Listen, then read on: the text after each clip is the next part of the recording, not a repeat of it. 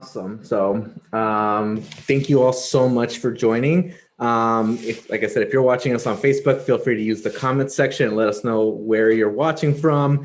And like I said, for those on the Zoom, please change it from panelists to panelists and attendees and introduce yourself to let us know where you're joining us from. But our panelists will be able to answer questions, answer a few questions towards the end of the program. So feel free to ask using the Q&A function at the bottom of your screen. But, just to give you an introduction, Run for Something has built a program that does two big things: recruitment and support. So today we have recruited more than 75,000 people who have raised their hand to run for office.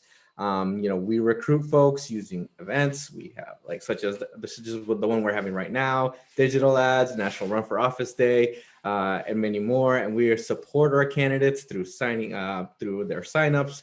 We give them phone calls and we have wonderful one-on-ones with them. We also get to do endorsements. I, as the regional director, get to work with all our endorsed candidates. And I should back up. My name is Manny Esfitia. I am the Northern Regional Director here at Run for Something, and I handle the Mid-Atlantic and New England area. And I'm happy to be joining you all tonight. So I get to work with all of our endorsed candidates, some of which, all of which you'll be getting to meet tonight. And then also, we also interact and support our alumni. But a little bit more about Run for Something. We've been working hard, and since 2017, we've endorsed more than 1,500 people, and we just recently elected our 500th candidate in Marsha Johnson down in Alabama. But our classes should be reflective of what America looks like. So 55% of our candidates are women, 56% of our candidates are Black, Indigenous, people of color, and 21% of our candidates have been LGBTQIA+ across 45 states. So now that we've done that, let's talk about where we're going. So first to note, like I said, we have about 75,000 people, and nearly 10,000 have signed up since Election Day. And in fact, 11,000 people have signed up in 2021 alone. January was one of our best recruitment months. But we're still just getting started. So we can't pivot, we can't change missions or deviate we have a brand new pool of people who are counting on us. And so far in 2021, we've endorsed more than 240 candidates, mostly women, mostly people of color, in 31 states. And 82% of those endorsements are for municipal office. And that's where we're going to keep doing. So the two programmatic shifts for the next 2 years: we're going to keep things local. We're going to focus on municipal races. And because we know the importance of making sure, I think everybody was focused on Donald Trump, but at the same time, we had a lot of conservatives and extremists hurting our school boards, hurting our local, our town committees, our city councils. And so making sure that we do a great job of having a diverse group of folks who have progressive visions for our cities, who are going to make sure that we do things that are going to help our communities. That's why we have to focus on municipalities. And also by focusing on municipal races, we are able to build that bench of folks that we can go ahead and elevate in the future to run for state representative, to run for state senate, to run for lieutenant governor in the future, or governor, U.S. Senate, and hopefully one day we'll have a Run for Something president. And then the other thing we're doing is, we're targeted 17 target states, and we're looking for ways to set up some more permanent state-based engagement in a meaningful way. And so we're also looking at an alumni relational recruitment effort. So we're looking at how can we rebuild the Old Boys Club? How can we make that Old Boys Club be much more reflective of what we're doing? So we are looking at ways that we can help elevate our alumni. You'll get to meet one of our alumni tonight, Representative Marvin Lim, who's going to be kicking off and moderating this panel. But this is an incredibly important moment in our history of our country. So if Run for Something doesn't exist, where would that energy go? Who would all these amazing municipal candidates and even state candidates, who would they be looking towards? Who would be doing this work? And that answer is unclear. So we are committed. more than ever to helping to sustain that support. And so we need your help to do so. So I know that this is a free event, but we hope that you would take the time to donate to Run for Something after this. And also I want to give a huge shout out to our host committee and to our sponsors. Who our sponsors include AFSCME, Authentic Campaigns, Planned Parenthood Action Fund, Precision Strategies, Civics Analytics, and NUCO. So thank you so much for helping to sponsor so many of our events. Our budget was less than $3 million. And in 2021, we've set out a conservative goal of matching that. And in our heart of hearts, we want to wildly exceed it. So that's where you can help. So please, if you'd like, please donate.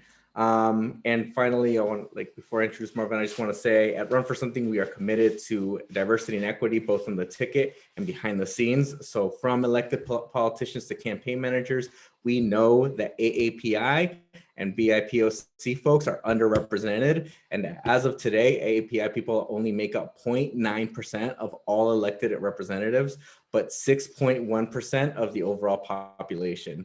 As an organization and as individuals, we will use that privilege, we'll use our privilege to support and amplify the voices of those that best represent their communities. And just as important, we want to continue to provide safe spaces for BIPOC, LGBTQIA plus members of the disabled community and those belonging to other marginalized groups. So as we grow, we'll continue to uphold our commitment to centering the narratives, lived experiences, and power of those who are often left out of the political conversation. So with that, I want to introduce Representative Marvin Lim. I want to go ahead. There you are. Am I pronouncing the last name correctly? Is it Lim? You want to unmute yourself there. That is correct. Perfect. So, in the spirit of uplifting your voice, please, I want to just give you the floor to our Georgia's newest and greatest state representative. Go ahead. Well, hello, everyone. I'm so happy to be here to talk to meet and talk to four amazing AAPI women. And yes, I'm Representative Marvin Lim. I'm state representative in the Georgia General Assembly, representing House District 99. That's in Gwinnett County, which, if you don't know, Georgia is in the metro Atlanta area. And I'm very proud to represent such a diverse district.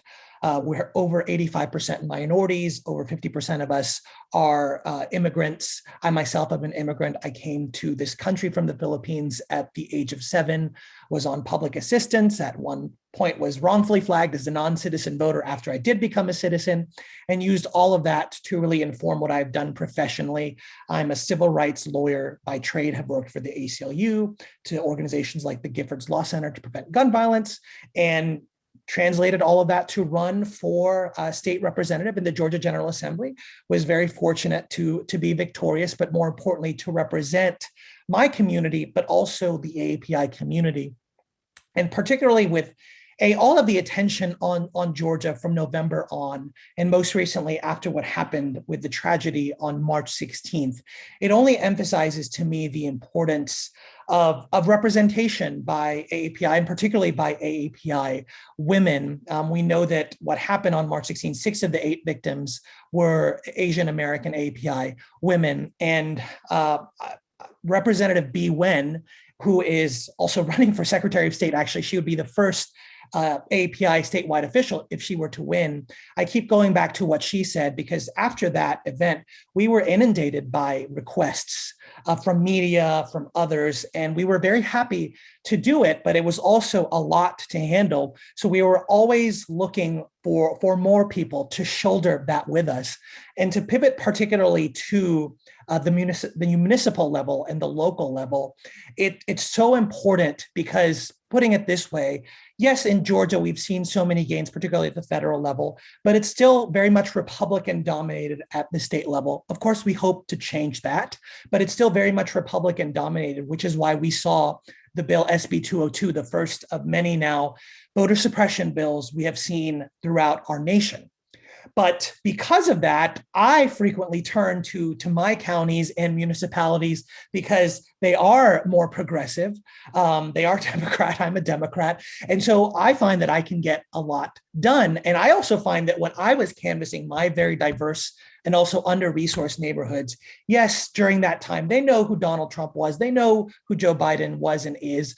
But more often than not, they would come up with concerns that were very much handled at the local level. The number one concern that people came to me with when I was canvassing was public safety. And that is something that's very much handled at the county level and the municipality level on a day-to-day basis. So far from being, I don't like to call it higher office or whatnot, because these are some of the most important, if not the most important positions that can be held, because they are most directly held. To put one more emphasis on it, I had several calls today, and one was at my county Department of Transportation on some speed humps we're trying to get installed. And the second one was with a local housing authority, because we're dealing with a looming sort of housing crisis, and we were trying to figure out how to work with that. So these are very important positions, and very important positions, particularly for AAPI and AAPI women to be a part of, which is why I'm so proud to introduce our 4 panelists here today. And I'm particularly proud to introduce, first of all, Dr. Aditi Bussells. She is a first-generation immigrant herself, and she is running, of course, for a candidate for Columbia City Council at large. And I'll give her an opportunity to introduce herself and also to answer the question. I'll just call you Dr. Aditi. Much of your career has been focused on healthcare, and particularly using data-driven research, more important than ever, we have seen.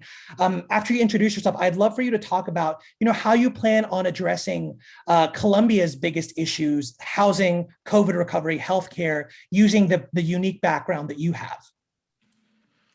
Representative Lim and Run for Something, thank you so much for having me on this webinar and discussion with my fellow amazing AAPI candidates.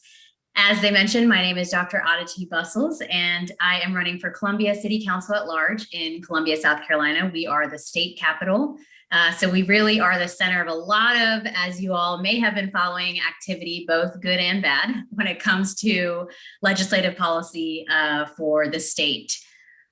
My background is in public health. And the reason why that my interest in public health has remained so steadfast, starting in college all the way to now, where I came to South Carolina to pursue my PhD in this field, is because I experienced firsthand what it's like to have a community that really makes sure that every child has the resources and the support they need to succeed. My family immigrated here in the early 70s, and we had a very modest upbringing. There were a lot of times where I didn't have the same things as people around me or kids in school with me. And because we were lucky to live in a city that was equitable and the decisions were being made that ensured the benefit and long-term benefit of all children and families, I saw firsthand what happens when you have a healthy community. Everyone has an opportunity to reach their potential. And so I'm really excited by the idea of solving complex problems, and that's why I entered public health. We're literally living my field in real time. And so, for a lot of people, they're hearing about public health for the first time, and I always remind them, public health is not just about vaccines or a virus, though that's a huge part of what's happening right now. Public health is about problem solving. We take large-scale problems and find systemic long-term solutions. And I believe that's exactly what effective policymaking looks like as well. So when we think about the different issues that many cities, including Columbia, South Carolina, is facing when it comes to being able to put food on the table or economic opportunities, as we've seen so many be affected by the pandemic, or food insecurity. These are all things that we call social determinants of health, things that we know lead to illnesses later in life. And so why not have somebody at the table that understands the data and the research, and also understands that we need to stop being so reactive and putting Band-Aids on problems and start focusing more on the root causes of them. And so I'm really, really excited to bring that perspective to City Council. One of the things I often like to say is a healthy economy and healthy people go hand in hand. We need to stop thinking about, oh, you're pro-public health, you're pro-economy, and much of that divisiveness we saw this last presidential election, right? But the reality is you can't have a healthy, vibrant community without investments, and investments come from a flourishing economy. And I think someone with a strong public health perspective like myself can really push other members on council to start thinking that way and thinking more broadly and systemically for the future of our city. Thank you. Dr. Bussells, you had me at social determinants of health. Something I like to emphasize is, yes, COVID exacerbated so many things, but the point is it exacerbated so many social determinants that were leading to so many inequalities anyway. Mm-hmm. So thank you so much for the work you're doing. I'm so excited. And I'm so excited to also introduce our next panelist, that is Ajmeri Hoque. Ajmeri, like me, is an attorney. She has her own a private practice as a small business owner and a first-generation immigrant herself. She is kind of like I described sort of the demographics of my district. She is running to represent Dublin City Council as a candidate for Ward 1, which I don't know where Ward 1 is, but I know where Dublin is. And it's a place that's very diverse with about a 20% Asian population and 18% foreign-born population. And yet all of the city council, I believe, are white. So Ajmeri, I want to, of course, give you a chance to introduce yourself as well. And then after you do, I would love to hear from you when you spoke, again, about your desire to run for Dublin City Council and about the lack of diversity on the council. How has that lack of diversity sort of affected governance in your community? And how do you plan essentially to change that by bringing more of that inclusivity as an elected official into your community? First of all, thank you, Representative Lim and Run for Something for hosting this webinar. I was actually very excited to participate and be a part of this conversation. And another thing is Eid Mubarak to everyone who is celebrating. We celebrate it all day. So anyone else who's celebrating out there, happy holidays to you too. And I just wanted to start off and say I have been a part of the Dublin community since 2003. And my parents came to Dublin actually so that I could attend The Ohio State University. I got a scholarship. I was the first person in my family to attend college. And it was a very proud moment for them. But even though we have been in Dublin since 2003, or the Dublin School District, we are not considered proper Dublin. We're not considered to be part of the true Dublin because we didn't live in city proper. So in Ohio, the way it works is that you could actually live in a school district and still not be considered the city proper. So that's where my parents were living. And since 2015, my husband and I bought a home in Dublin proper. And we have been living there with our 8-year-old daughter since then. And what I see and what I have experienced is that even though we still live in Dublin, we're still considered newer Dublin. We're not considered true Dubliners. And just like you said, Representative Lim, there's 18% foreign born, 20% Asian, actually a 30% minority population in Dublin. And yet there is no elected official in Dublin who looks like us and who knows this community and who knows the people that live here. And that I have seen just helps build the divide that's between people right now. When you have an 18% foreign-born population, myself being an immigrant, I know that there are people who don't understand how local government works. I know that there are people that are having translation problems. And of course, there are people who are just not understanding how to engage in the community. And this is a problem that what I see as council taking advantage of, because when they just have the same people voting for them over and over again, they don't need our engagement. And that's what I'm trying to change. I want to bring counsel to the people. I want to make sure that there's official documents that are translated in the most spoken languages in Dublin. And the most spoken languages after English is Japanese and Telugu. Who would have known, right? It's in Ohio. We have the largest Asian population in Ohio, and yet we don't have anybody who represents us. And when I bring those issues up to council, and I have before, it's just like, well, committees, people are in volunteer committees. That's not enough. We need to make sure that we create an open and safe space for everyone. And the one thing that we can do to do that is have representation for all. And when you have that representation for all, you make the community more welcoming, right? You make people want to be more engaged because they see someone like them on council, and they see that that is something that they feel welcomed by. And my parents bought a house in the Dublin School District because they felt like that was their home. They never actually bought a house before that. That was their very first home in this country. And we've been living here since 1986. So to wait almost 20 years to buy a home, they really must have felt something. And that's what I want everyone in the community to feel, that this is their home, they belong here, and that they are welcomed. And I hope to bring that change to Dublin City Council. Thank you. Ajmeri, so much of what you said resonated with me, not only in terms of representation when you're out there and people are like, oh, you are a AAPI.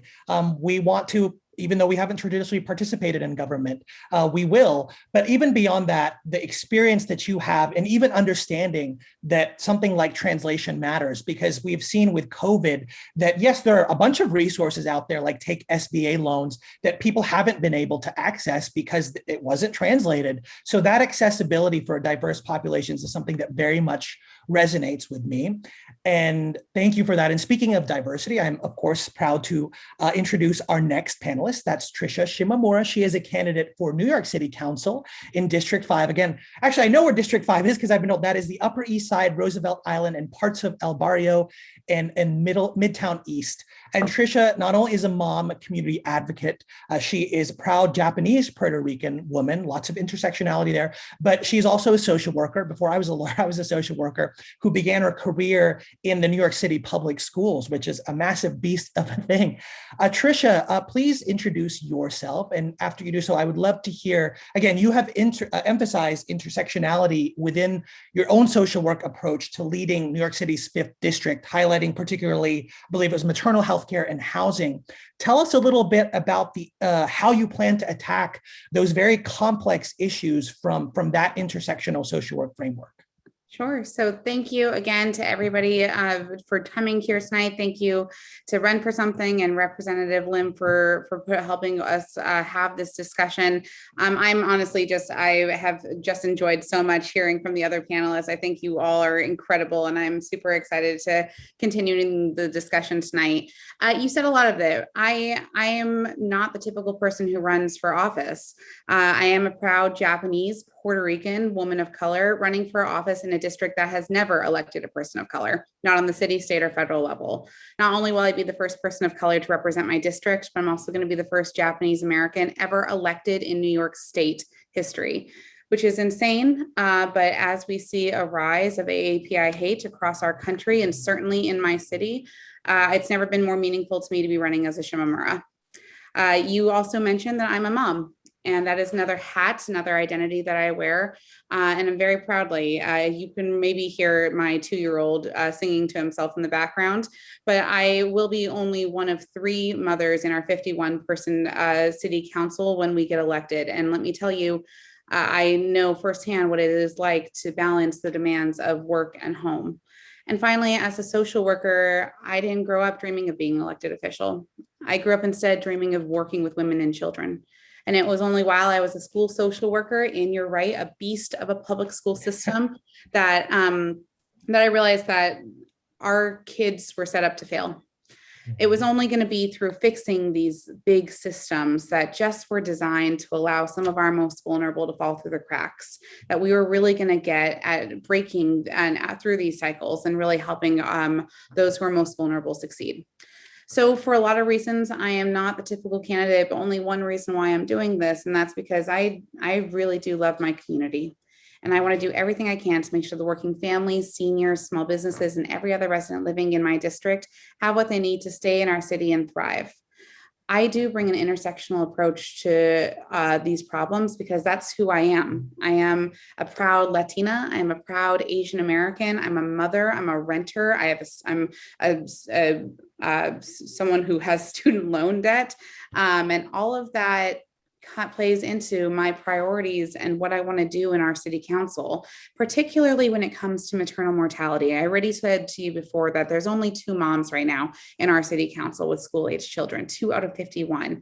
And in my district, and actually in my city, if you are Black or brown and pregnant, you are 8 to 10 times more likely to die in childbirth than you are a white woman from completely preventable situations. That is ridiculous. I think it's ridiculous that in my district, childcare costs somewhere between $35,000 and $50,000 a year. And even if you could afford it, good luck finding a seat, because really the truth is that we only have enough seats for 20% of the actual need. In my district, if you're homeless, then there's a good chance that you're also over the age of 65, and an even bigger chance that you're an immigrant. These issues are complicated and intersectional by nature, which is why I believe that my background is someone who looks at things through an intersectional lens, who looks at things through a lens of social workers who don't look for Band-Aid solutions, look for comprehensive change.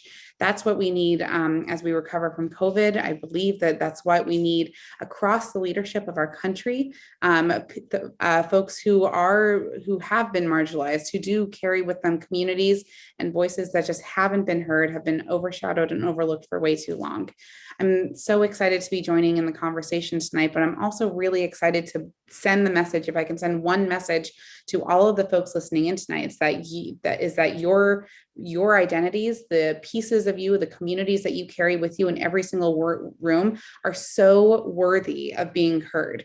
And if any room or any space has never had one of you before, if there's nobody who looks like you, then make room. And that's certainly what I plan on doing. I may be the first Asian American elected in my district. I may be the first Japanese American elected in New York State, but I will most certainly not be the last. So I'm excited.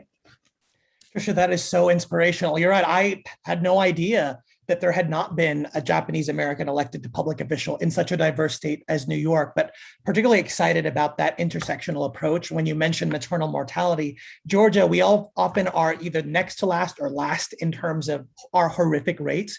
And you're absolutely right. That's something that has disproportionate impact on BIPOC people. And it's not a Band-Aid issue. So that intersectional approach is so important.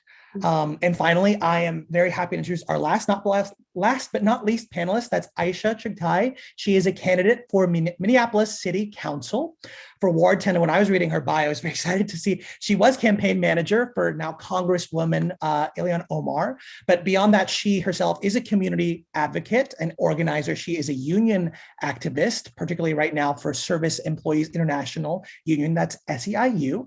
I love unions, of course, and a first-generation immigrant herself and a Muslim American. Please introduce yourself, Aisha, and also answer the question. You represent so many young people today who did get their start in politics through entry of grassroots activism around social justice, labor movements. Tell us a bit more about how your work as an activist informs your approach to local governing. Yeah, thank you so much for having me. Tricia, I have literal chills from everything you said. My name is Aisha Chughtai, and I'm running for the Minneapolis City Council because the stakes are incredibly high today for renters, for people living in poverty, for queer and trans people, for Black, Brown, and Indigenous people, and they are only getting higher. I've worked to elect progressive leaders to every level of government across Minnesota, and in the labor movement, I'm helping working people build a different and better world every single day. Most of my career has been spent bringing people together to build a world that we need to live, full, safe, and joyful lives. But for all of my time in political work, the most meaningful things that I've accomplished have been grassroots and in community. During the uprisings following the murder of George Floyd in Minneapolis last summer, my neighbors and I came together to support and protect each other as white supremacists threatened to burn our neighborhood down. We built, one of the largest mutual aid sites in the city at one of our local businesses to make sure that all of our neighbors, had groceries when the local stores were boarded up. I saw firsthand how when the systems around us fail, it's community that shows up and fills the gaps.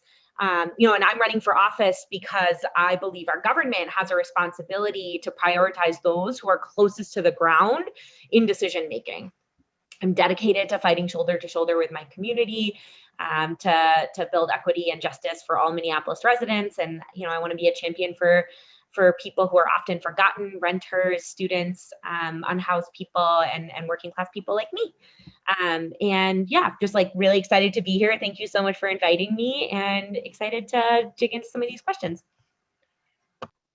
Aisha, wow. And particularly like Georgia, Minneapolis, because of George Floyd and other things, has been so much in the news. And I'm so appreciative of your work in the face of all that. And actually, I'll use that to transition to the first question. I'll open it up to anyone who wishes to answer. This particular year has been challenging for BIPOC communities at large, but especially most recently because of the rise of anti-Asian hate for our various AAPI communities.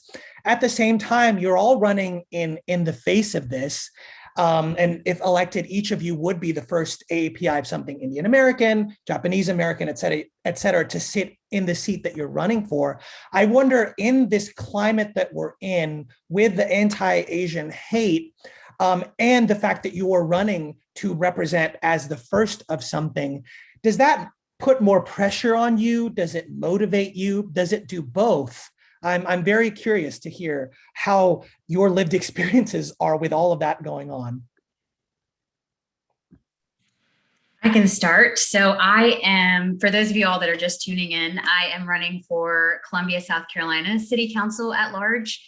And I would say the racial landscape in South Carolina is a little bit unique in that, as Ajmeri was talking about how diverse her district will be, we are largely white and Black. We have a very small but mighty Asian American population.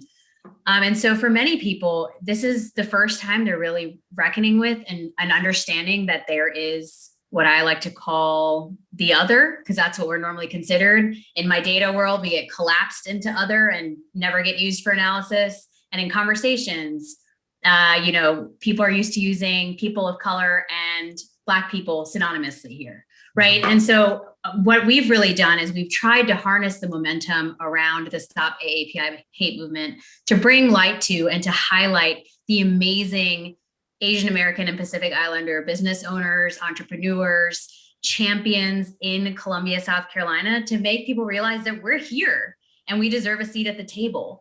And so in one way, this has been a really timely opportunity for us to really engage in some hard conversations about what does it mean to be diverse, but also what does it mean to protect your diversity? Are you going to remain status quo at only thinking about diversity in a particular way, or are you going to push your thinking about why it's so important to think beyond that? But I think Representative Lim, I do feel a lot of pressure though. Similar to Tricia, I would be the first in the history of South Carolina an Indian American elected to local office. And that is a lot of pressure to want to succeed. But that's also kind of my immigrant trauma, right? Like, we came here for opportunities. We came here and we're told, work hard and you're going to hopefully make it. And that's something that I often try to reckon with in my journey as a candidate, to really make sure that I'm taking care of myself along the way, because even just running is setting an amazing standard for so many other Indian and Asian women, that are coming behind me. And that in itself, I think, is a win. Absolutely. And taking care of yourself. I cannot emphasize that enough. Anyone else? Add, so my both my grandparents on my Japanese side were interned in different internment camps. So when we talk about the rise of Asian hate, and when we go to so many rallies in the last, unfortunately, few months about stopping Asian hate, I always kind of use it as an opportunity to remind people that this is not new.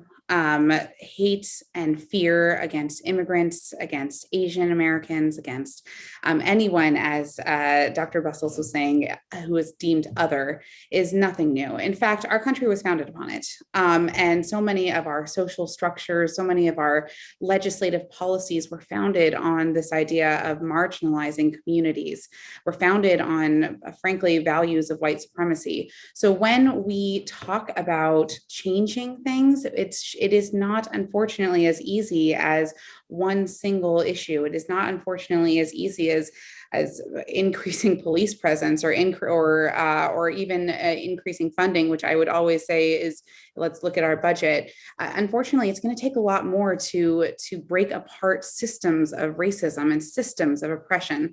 It's going to take electing a more representative body. It's going to take comprehensively looking at our social structures and really questioning what are the communities that we've left behind. And I do think that, again, I look back to my own history, I look back to my own roots, and I my grandparents are still mostly living. So I mean, this is not the hate that has been shown against Asian Americans. The ability for us to lock up other humans like animals is something that's in our recent history. And so, this is nothing more than another instance of something that we were founded upon. Absolutely. Wow. I had to sit with that for a second. Ajmeri or Aisha, anything to add? Yeah. Oh, go ahead, Aisha. I'll just plus to everything everyone else has said, and I'll just add, on how that pressure affects us as individuals and as people running for office, right? Like, I remember the day I announced my campaign, I'd done a lot of work, you do all of your prep stuff beforehand and you get ready. And one of my friends DM'd me that morning and was like, hey, I know you're really busy today. But I wanted to, I noticed that in all of your Instagram posts, everything from before, your family, your siblings are still tagged in it. And so I just recommend going through and removing all of those tags. Because I have, my account has been posted on right-wing things before. And then my family, was targeted and harassed, and people showed up outside their house because I made the mistake of, tagging them in my social media posts. And I think, I go back to that often, and I sit with that often in that, this is the type of pressure that we're facing, and this is what we're up against, that, small things, remembering to not tag your family in pictures that you post of them, and going back through old stuff and deleting that, that's what we have to do. So we don't have to look back and say, oh, that was a stupid thing I did, yeah. I've had experience with that. I'm gay, LGBT, and have had to protect people in that sense. So, wow, yes, thank you for sharing that. That's very important. Ajmeri, anything else to add? I feel like we all have the same kind of journey that we're going through, and I just have to remind myself why I'm doing this. And every single day, you cannot walk the streets of Dublin without seeing a brown face, and that is why I'm doing this. You cannot walk in Dublin without seeing an Indian person from Southeast Asia, Eastern Asian, absolutely not. So whatever they throw at me, it's okay, because I'm doing this for a bigger purpose. That was beautiful. And for me, as an elected official, especially, whenever I have a bad day at the Capitol, I remember the people here, engage in a little bit of constituent services, because that's who we're doing it for. We're trying to represent the people. And so we have to remember the people. So thank you for saying that. Very important. Shifting a little bit, reading your bios, it's clear you all, and I say this because I am one, so I say this lovingly, you all are policy nerds. So I want to ask, there is a lot of proposed and even passed legislation that does look to protect our vulnerable community. If you all could do one thing to create a safer space for the AAPI communities you have in your districts, or more broadly, your cities, what would you do? Very interested in your answers to this question. I'll go first. I've thought about this. I would have specific holidays that we celebrate in Dublin government, because so many of our people are celebrating it, and that automatically creates a safe space. My main goal is to help create a safe, welcoming space for all of Dublin.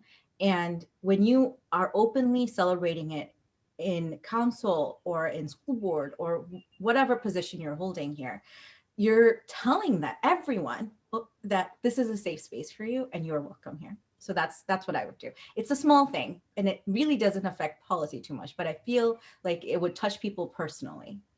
So actually, that actually does affect policy a little bit. So we were going over our fireworks ordinance, and they wanted to make exceptions for specific holidays. So in South Carolina, we have a very liberal fireworks ordinance. And then it's localized in specific instances. And so there was a list being presented at a neighborhood group where it was like, we want it for 4th of July, Christmas, New Year's Eve. And it was just amazing when I spoke up and I said, well, you do know that there's a lot of other holidays where sparklers and things are used, and they're just not a Christian holiday or an American holiday, a traditional American holiday. And just having that conversation, it was amazing how it quickly made people realize that there's much more than what we often see. And there were folks on the call that were AAPI, and they said, thank you for bringing that up, because it automatically made us feel more included in some of these conversations that are happening. So I really like that you brought that up, because that's what reminds me of a conversation we recently had. We are dealing with a fireworks ordinance right now, so that's cheap in my mind. And we always try to remember that at the state level, particularly with, I connect like masks to those that wear head coverings. And there were several laws that we've had to revise that we've been like, well, what about people that wear head coverings for religious purposes? So I love the connection between those. Tricia or Aisha, would love to hear your answers as well to the question. Sure. So I'm just going to go back to budget. One of the biggest roles that our city council can play is in deciding how much of our budget is allocated to various functions and various agencies. And right now, despite the fact that Asian Americans make up over 15% of our population, in terms of social services that are getting funded by our city's budget, you're talking about less than 2%. That's racism in how we budget. That's racism in our policies. We need to really think carefully about and make changes in how we fund services that are going directly to the communities that need it most. Particularly during this pandemic, we know that Chinatown, we know that our Asian American businesses have been hit so hard, and they will continue to be hit even well after the city and the country open back up again. So this is a time for us to be creative. This is a time for us to really double down on our commitments to fund our Asian communities, about thinking about new ways to create grants and loans and other ways to really stand with our Asian American community and really support them as we get through the rest of this pandemic. So for me particularly, it's about budget. Yeah, because you could have all the greatest ideas in the world, but if you don't have the money to fund it, it's not going to go anywhere. We all know that. Aisha. Yeah. So, as you can imagine, running for office in South Minneapolis, I spend a lot of time talking to people about safety and what it looks and feels like and how we achieve it. And I think one thing that I'm really clear on, and my community is really clear on, is that we're never going to over police and criminalize our way out of fear, out of people not feeling safe, out of hate, out of pain, and the way we actually get there is by building, a community in which people's needs and their lives are fully funded. And so if there's one piece that I would really think about is like, how do we shift away from the structures of policing that we have always relied on, and instead invest in people's lives, right? Like making sure everyone has like a safe, affordable, and reliable and dignified place to live, access to transportation that meets their needs, and are treated with dignity and respect in their workplace. I think that's how we build safety. Absolutely. I love that D word, dignity. So every time someone mentions that, thank you so much, Aisha, and everyone. So moving away from the nerding out on policy, it is AAPI Heritage Month. And I did want to ask you all, in the spirit of celebrating that, what is something about your particular culture's community or heritage that you are most proud of and brings you the most joy, that can be an AAPI icon even who inspires you from your own community, but just something very, very much from your culture that inspires you and brings you that joy that you would love to share with us? I'm happy to jump in. So we've been running for office for a while now, for over 2 years. Have we been kind of raising the money, getting the structures in place? And I have, if you saw in my bedroom, a little Post-it with 12 different hash marks on it. And that's from 12 different times on this campaign over the last few years that I've been told to change my last name. I've been told 12 different times by 12 different Democrats, very progressive leaders, that the Upper East Side would never elect a Shimamura to office. I was told to change it. I was told to adopt my husband's last name. My husband is white Jewish, and that was the route to go. I am so proud we never listened to that. I'm very proud of the fact, that's why we have a little post-it there of my last name. My last name is Japanese and it means island village, which is very appropriate now that we were thinking about me running in Manhattan and there. But more than anything, I'm very proud of changing what an elected official looks like, what she sounds like, what her last name should be, and what kind of communities she is expected to represent. My neighborhood is growing in our Asian American population, but the vast majority of the folks here who are still white. And I don't think that makes me any less qualified to represent them. But I'm very proud of running as a Shimamura. And my grandfather, who unfortunately just passed away, was very proud of knowing that I was going to be carrying on that Shimamura last name. It's the name that my son also has in his name, and I would never change it. So for me, it's simple, but it's running unapologetically, which is, I will love the title of this panel, but it's running unapologetically as a mixed race, as Shimamura. I had a similar name issue, which I won't get, it's not about me, so I can identify with that as well. Thank you for doing that, Tricia. Anyone else? Icon, culture that you're proud of? I'm really just humbled by how I'm Bangladeshi, by how the Bangladeshi community in Ohio has just come out and supported me. Unquestionably, they just heard I was running and they just fundraised out of like so much. And they have been sharing my posts and they have just been building me up. And this is what they do for everyone in need, because our community is so based on helping each other and making sure that we are always there for each other. And so I'm proud of that fact. I'm proud of the fact that I come from a community who, besides just helping each other, also raised me, also made me the person that I am, who's willing to give back. And that's what I'm hoping to do for everyone, is bring that community side to everyone here. And isn't it wonderful when people that might not even share your beliefs, but are part of your group, are supporting you like that? That is wonderful.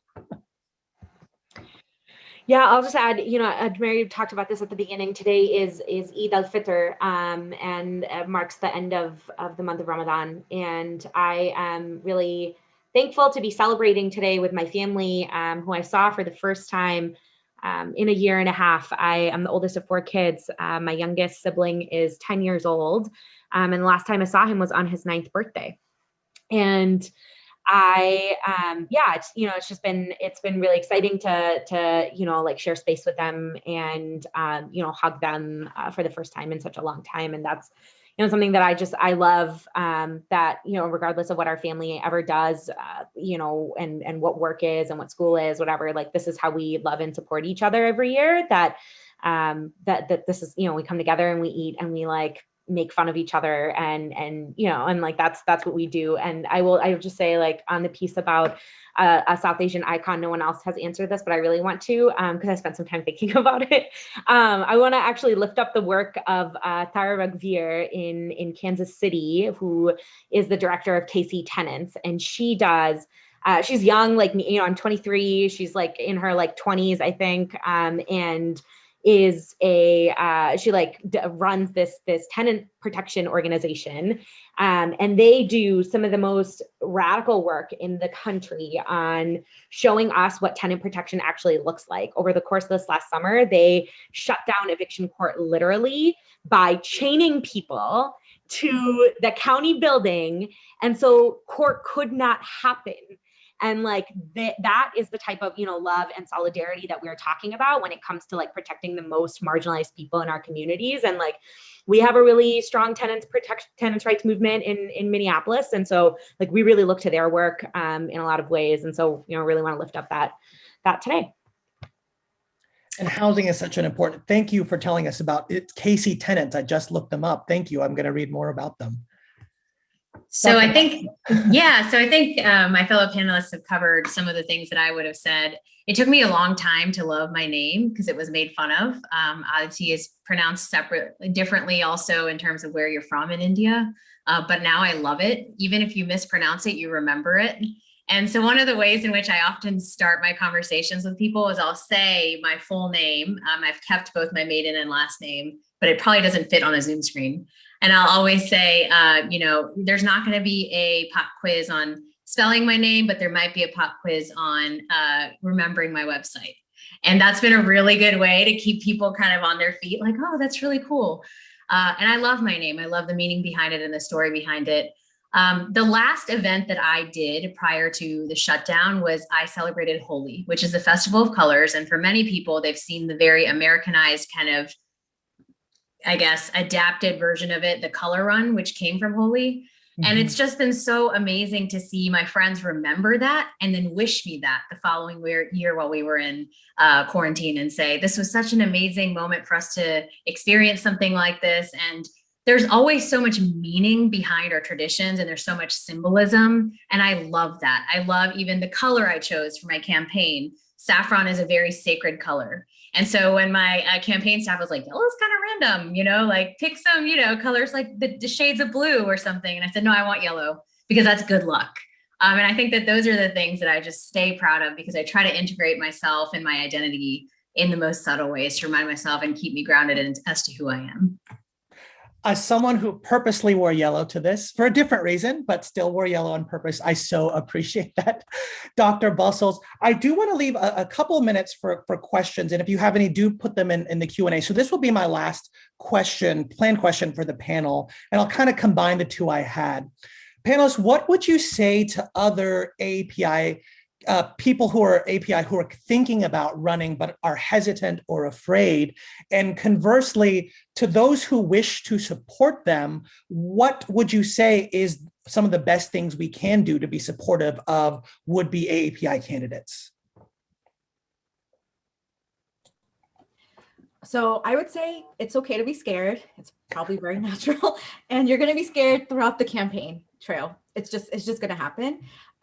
But you will inspire so many, and it will open a lot of doors, not just for you, but for people who come after you. And it's very necessary for us to run and do that for the next people who come. And as far as, I'm sorry, I forgot the second part of your question. What should we be doing to support those would-be candidates? Donate, like, share, and, volunteer. That's the best way. Ajmeri, before I forget, you were so succinct. I need to take more lessons from you. I have to put that up. And judges do not like to waste time. You get to the point. Maybe I'm an attorney, but not trial. So there's my lesson. So I just did want to say that. Aisha, Dr. Aditi, or Tricia? Yeah. I think people who feel afraid or hesitant, you should absolutely feel afraid and hesitant. It's a scary thing to do. You're like putting your life out there and, asking people to give you the one of the most sacred things we do with each other as human beings, right? Like give you their trust. That's a big deal. It's easy to break. And, we should be scared. I'm terrified all the time. On what we can do to support AAPI folks who are running for office, give money and do it early, that's it. Just do that, and if that's all you're going to do, great. That's what we need. We need money and we need it early. Definitely. Anyone else? So I saw a question. If someone said, how do you deal with the fear? And I spoke a little bit about this earlier. It's ongoing. Even right now, my phone's blowing up something related to the campaign and I'm secretly losing my mind, but keeping a smile on my face and talking to you all and keeping the hope going. It's a process. And I think the fear keeps you humble and keeps you working hard. So I try to frame it that way, that I'm tired, but I'm fired up. And when you think about it that way, I really do think sometimes it's about outworking your opponents. A lot of the times, actually, before I even decided to jump in, the Run for Something podcasts are what convinced me to do that. I'd listen to the episodes and I'd hear all these amazing stories of people that it was an idea and they went with it and they had no idea what they were doing and they did it. And I think that's what we need to normalize. You don't have to come from some political background, though I'm sure it helps. You don't have to have any prior experience. You just I believe, have to have values of integrity and dignity and equity, and you can do it. it's amazing that along with all of the fear, there are all these people that pop up that are supporters that you never thought would be and have your back in ways that you just surprise you. And so you do see how people are good. So I deal with it in terms of having a close confidant of girlfriends that I can always go to. I deal with it by always setting aside. My campaign manager makes me spend 6 hours a week literally doing nothing. He's like, you can go get a massage, do whatever you want. That's what you're doing because you need to take care of yourself. And learning from others. So I've been following some of the panelists prior to this webinar and seeing the ways that they're navigating kind of their context and their campaign. And that always makes me feel better that I'm doing the right thing. I echo everything that everybody has already said on this, but I will just say, you know, somebody told me when I was thinking about this again, that running for office is going to be one of the hardest things that we've ever done. It's going to be hard on your relationships. It's going to be hard on you physically. It's hard on you mentally and emotionally. Of course, financially, it is not easy, particularly in a big city. It's tough out there. You know, the truth is that you're not alone. It may feel like that because you don't see anybody who looks like you. And it may feel like that because everybody else has so much more money than you do. And it may feel like that because you've never done this before and it's stressful, but you're to what Dr. Bussells was saying, you're exactly qualified and exactly ready to take this on. And you're not alone. Organizations like Run for, that's why organizations like Run for Something are around, to give you that support from across the country. How amazing is it that saw through the chat how many people are calling in from California, from Louisiana, from Montana, from everywhere. That's incredible. And you're not alone. You're just making room for your friends to come behind you. So really and truly, you know, keep the faith alive. Just go. So be you know, be who you are and run your race unapologetically, expecting to make space at the table because you are deserving of space for certain. And then Aisha's so right. I mean, at the end of the day, it is money. And that's, you know, that's just the long and short of it, particularly when you want to run a competitive race. You better be ready to ask everybody. Somebody told me that it's not you asking for money, it's you asking for your money back. I mean, this is an investment in you, that this is, you got to expect it. It's tough, but raise that money, raise it early. If you're not running, but you want to help somebody else who is, donate, offer to do a phone bank, offer to provide some flyers out on the street with somebody else. There's no, there's no short list of tasks that a campaign needs to be running. But at the end of the day, you're not alone. And you know, certainly I get something out of seeing all these incredible members of the AAPI community who are just killing it across the country. It makes me feel better at the end of the day.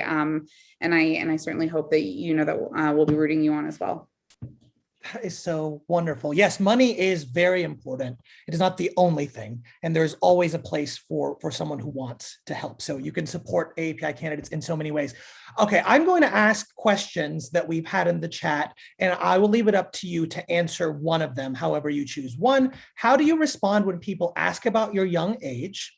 2, how did you decide what office to run for? It's always a good question. And 3, what do you want to tell little girls who look like you, who feel like they aren't seen in government and politics? So choose whatever question you would like to answer. Youth, what office to run for? What do you tell little girls? Actually, I'll start with, go ahead, Ajmeri, go ahead. I was actually told, wait your turn earlier this week.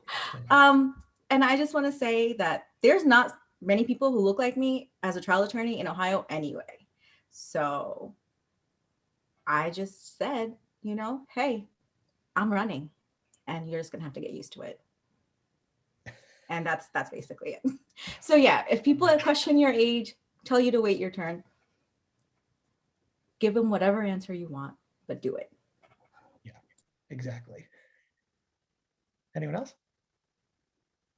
I would say the same thing. I think that was a question I was going to answer along with what I decided to run for. Is there's going to be a lot of people that tell you that you haven't paid your dues, even in our own party, right? That'll say you need to work harder, you need to have more name recognition, you need to be involved in certain groups. And that's not to say that those relationships aren't important, because they are. But I think that the tides are turning in terms of recognizing that young progressive voices need to be at the table, and we have been missing for a long time. And I think that you just have to learn to block out that noise. I think there's a lot of people that have run for things or in positions of power. It reminds me of the documentary around Michelle Obama, where she said there's a lot of people at the table that don't even know why they're there. They just always have had the opportunity to do it. And so you have to remind yourself that you are more than qualified to do this every day, and that you should do it. Because what's the worst that happens? You lose. But what did you do along the way? You started a movement. You built momentum around people that look like you. You made small but significant changes that sets up the platform or foundation for future generations to step up as well. Exactly.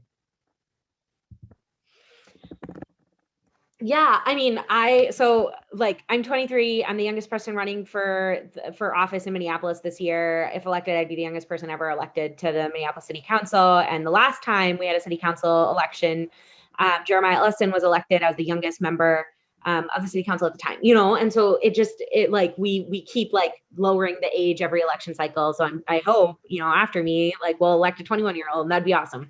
But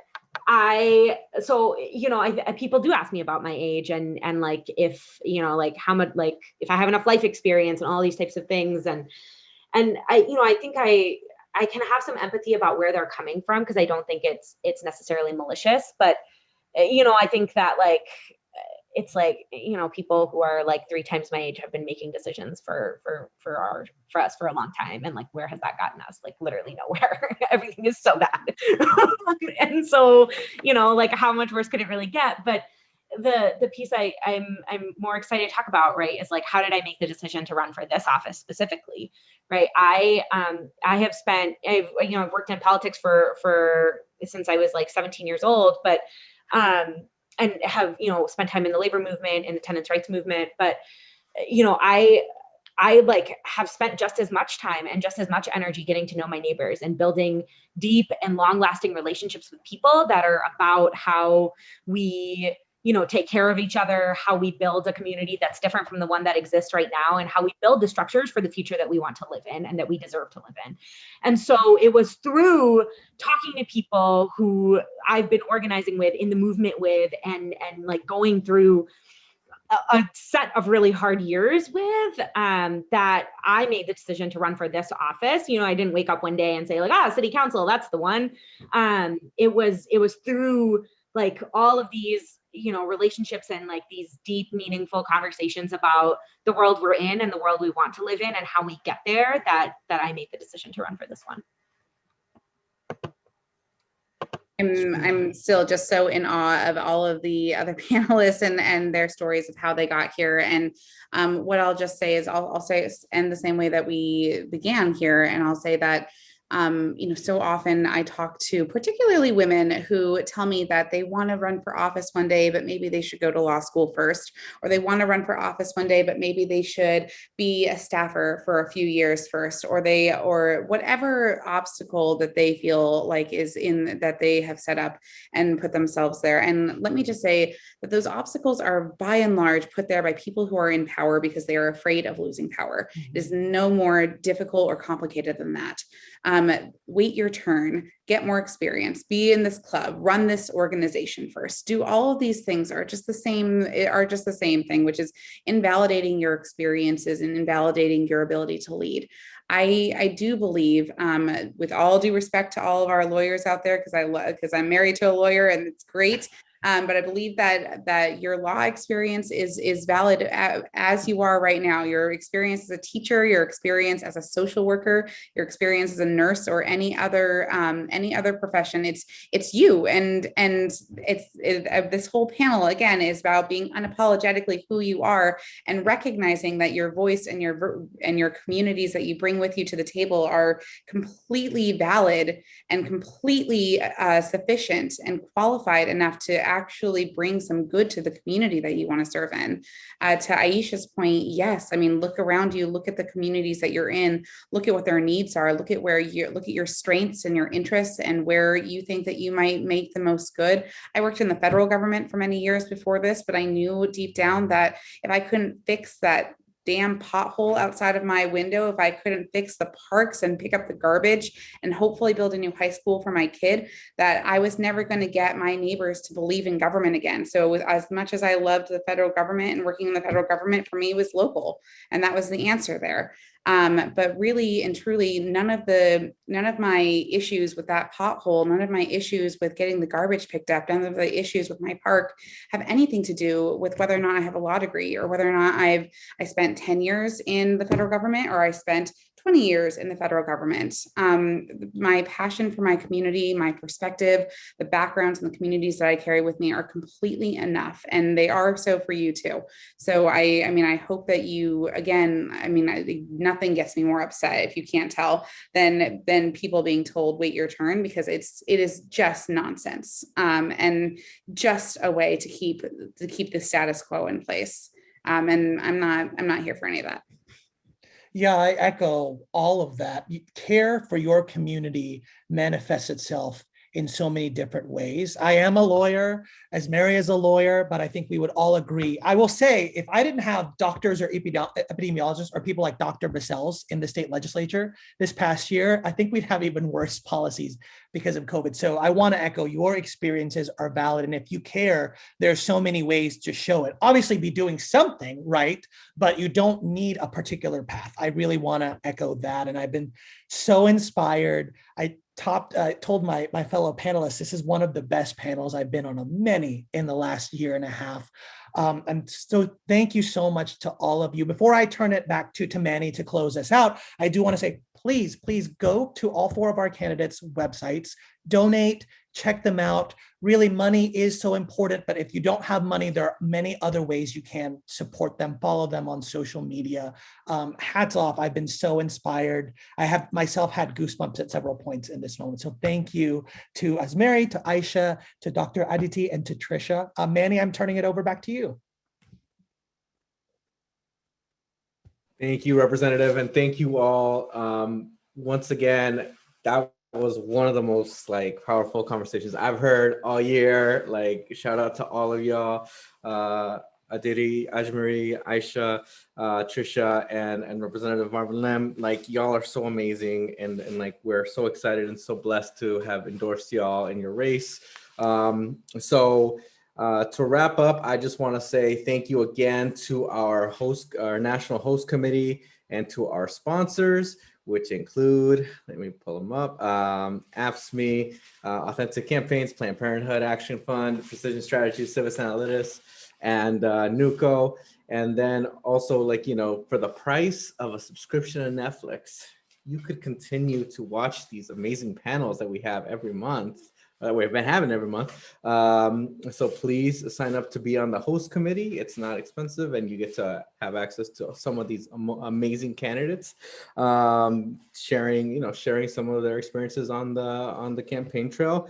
And then finally, I just want to say, we will have another call in just a few days for our candidates for folks who are interested in running for office who are AAPI. So in the spirit of AAPI Pride Month, so please sign up for that call. I think Tyler might be dropping it, but in the chat, but definitely sign up for it. It's gonna be also, once again, inspirational, but it's also gonna have some tips and tools on how to run, how to get your campaign started. So definitely check it out. But with that, thank you all again. Good luck. I hope all of y'all win. And we'll talk to y'all soon. Take care.